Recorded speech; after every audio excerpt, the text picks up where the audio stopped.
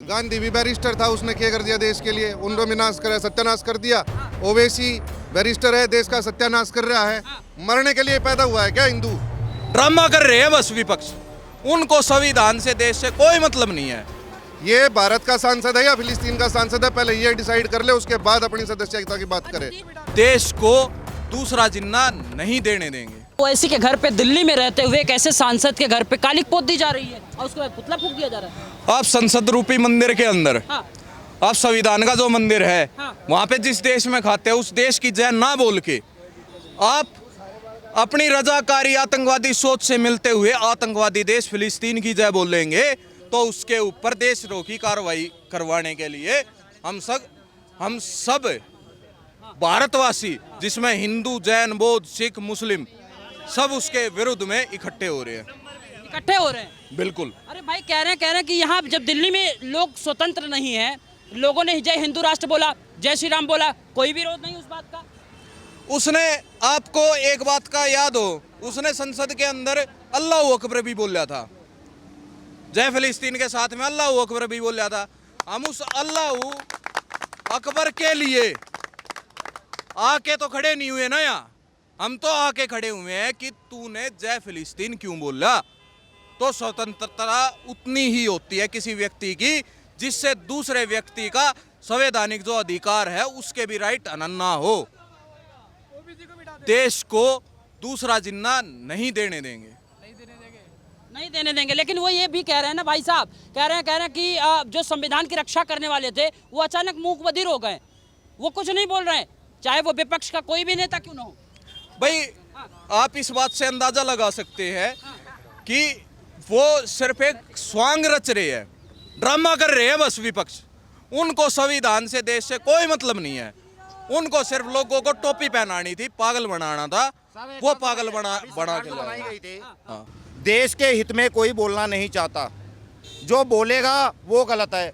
अगर मोदी जी कोई अच्छा काम करते हैं तो आप लोगों को, सबको ये लगता है कि उसने ये यहाँ के जो मुख्यमंत्री हैं केजरीवाल को जेल में डाल दिया। मैं कह रहे तानाशाही हम जिंदा नहीं रहने देंगे, तानाशाही को खत्म नहीं, मैं वही बोल भाई तानाशाही किसकी है? तानाशाही तो ये हुई ना जिस देश में खा रहे हो उस देश के गुण नहीं गा रहे।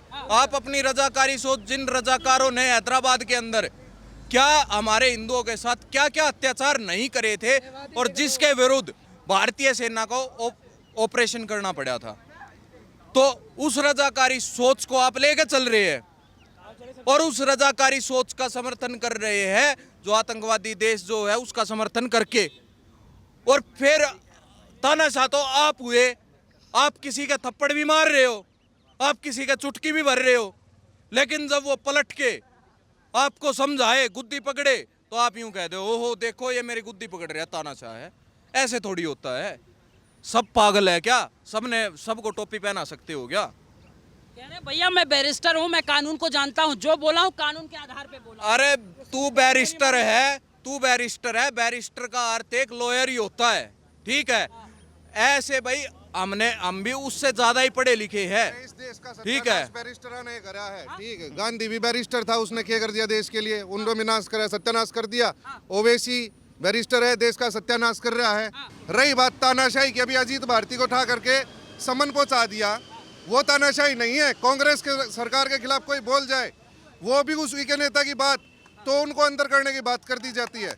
लेकिन पिछले 2010 से अब तक 100 से ज्यादा आतंकी मारे जा चुके। कुत्ते की मौत, संविधान खतरे में आ गया।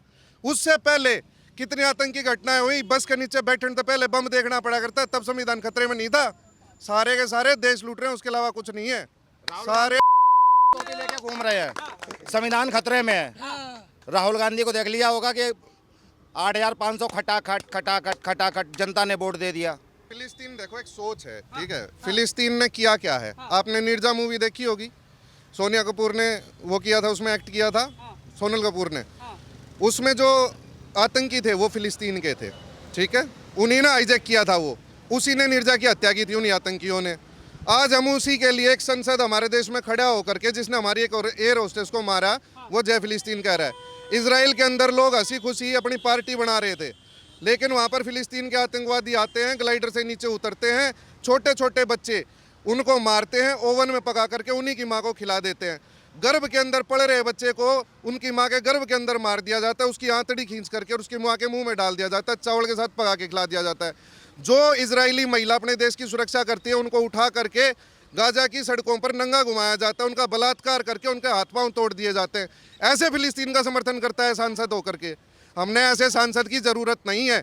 ये भारत का सांसद है या फिलिस्तीन का सांसद है, पहले ये डिसाइड कर ले, उसके बाद अपनी सदस्यता की बात करें। देश में दो धड़ा हो गया, एक इजराइल को सपोर्ट कर रहा है, एक फिलिस्तीन को सपोर्ट कर रहा है। देश के प्रधानमंत्री इजराइल को सपोर्ट कर रहे हैं, लेकिन मुस्लिम लॉबी जो है वो फिलिस्तीन को सपोर्ट कर, क्या वजह है इसके पीछे? इजराइल भाई साहब अपने अस्तित्व की लड़ाई लड़ रहा है। इजराइल कोई आतंकी मुल्क नहीं है। जितने ज़्यादातर आज तक आविष्कार हुए हैं, गिनीज बुक के वर्ल्ड रिकॉर्ड मिले हैं, उनमें सबसे ज़्यादा जो साइंटिस्ट हैं वो इजराइल से आते हैं। हमने ऐसे लोग अपने देश में नहीं चाहिए जो भारत के सगे नहीं हैं, यहाँ बैठ कर रोटी खाते हैं लेकिन जय बजाते हैं दूसरे देशों की, पाकिस्तान की, फिलिस्तीन जैसे आतंकी देशों की।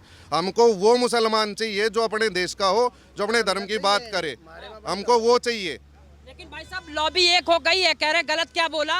सब गलत बोल दिया। अगर मैं अगर कोई बलात्कारी है और उस बलात्कारी का मैं समर्थन करूंगा तो मैं गलत हूं, मेरे पीछे चाहे कितनी भी लॉबी हो जाए।